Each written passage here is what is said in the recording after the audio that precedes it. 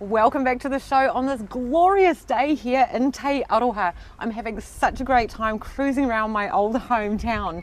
Now, for many of you, when you're here visiting the town and enjoying soaking up the history and doing all these fun things, you're going to need somewhere to stay. And I happen to know the perfect place. We are here right now at the Nunnery. Welcome to the show, Paul and Denise. Thank you, Carla. Now, I'm really curious to know, Paul, what sparked all of this off for you? Yeah, there were a couple of things that happened, Carly, that sort of fell into place. Denise and I were at a stage in our relationship where we were going to move in together. Nice. And we were looking around for a place, and as well as that, I'd just finished my job after nearly 22 years at the dairy company. 22 years. So I was not looking for a full-time job, so we thought we could buy the Nunnery when we saw it for sale, and we'd have a nice residence to live in, plus we could use the nuns' accommodation for a small business for ourselves. Take us through the history of the Nunnery. Yes, well, I remember the old building because I went to school at the Catholic school next door.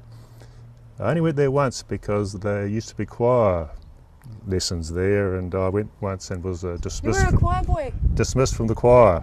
Ooh. Lack of singing ability. But yeah, it was a grand old wooden building. We actually had a guest stay, who remembered, which is a child boarding here. And Paul, I hear you've had some very famous guests stay here as well. Tell us about that. We have, Carla, yes. For a fundraiser for a local rugby player who was injured, we accommodated Sir Colin Pinetree Meads. Woohoo. And Frank Bunce also came. They were guest speakers at the function. And we put a meal on beforehand for the organisers plus the guests, and Rob Waddell came and ate in our kitchen. Oh, fantastic. Yes. We've also had an artist from England who stayed, and him and his wife, and we did manage to do a few extra things for them because they're having some difficulties, and he gave us a painting here done of Mount Cook. That's right, I saw that and they're gorgeous. Yeah. So I imagine that you meet some incredible people, and that must have been so exciting to have them grace the place here. When it comes to getting out and about in Te Aroha, because you're in a perfect location here. I mean, I'm looking at the mountain here, town is just there.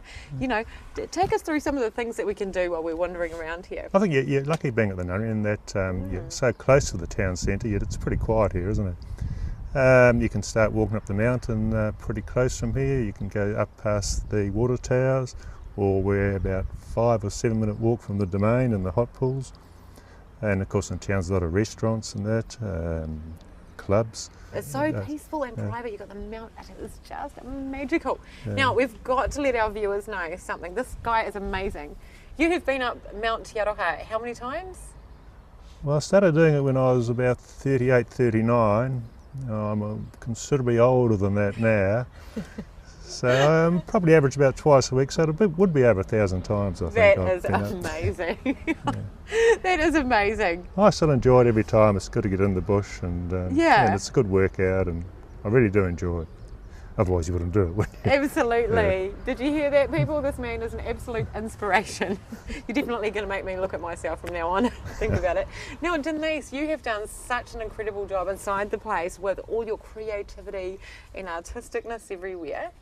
Take us on a bit of a tour through the house inside.